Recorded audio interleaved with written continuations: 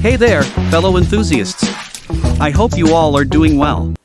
Today, I am going to unbox and review this mini Jeep remote control car. This remote control mini RC car is designed specifically for flat surfaces. And it is available in different colors. This remote control mini RC car has green LED lights, allowing you to drive it in the dark. This mini remote control car and its remote control use two 1.5 volt batteries of size AA. Guys, let's start unboxing. Please watch this video till the end. This mini remote control car is sold at an affordable price. In this video, I will give you an honest review of this inexpensive remote control car.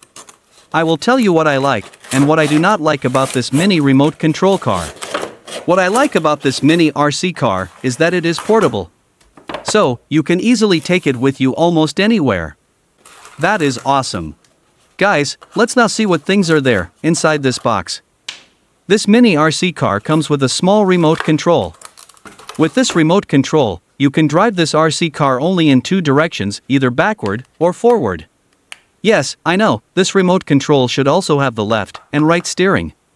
This remote control requires two 1.5 volt batteries of size AA to operate. It is necessary to purchase these batteries because they are unavailable in the box. When you install the two AA batteries, ensure that the batteries positive and negative are directed at the bottom shell mark. Always ensure proper installation of batteries. Now, it is time to take a closer look at the design of this mini remote-controlled RC car. As you can see, this remote control car features a compact design. Despite its smaller size, it's packed with details like the spare tire at the back and the headlights.